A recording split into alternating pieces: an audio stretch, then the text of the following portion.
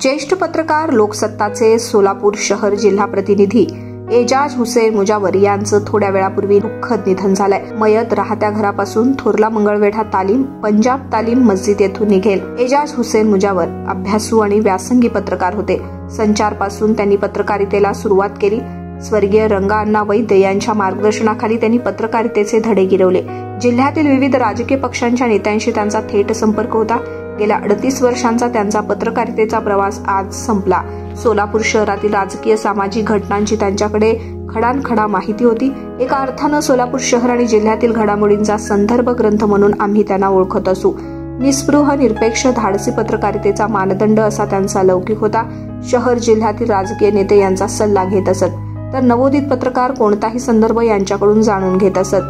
3 महिन्यांपूर्वी त्यांना विस्मृतीचा आजार घडला. वैद्यकीय तपासणी मेंदूवर गाठ असल्याचं निष्पन्न झालं. त्यांना तातडीनं मुंबईच्या रिलायन्स हॉस्पिटलमध्ये दाखल करून शस्त्रक्रिया करण्यात आली. मात्र या शस्त्रक्रियेने काही काळ त्यांना रिलीफ मिळाला. गेल्या आठवड्यात पुन्हा त्रास सुरू झाला. त्यांना काल बुधवारी सोलापुरात आणण्यात आले.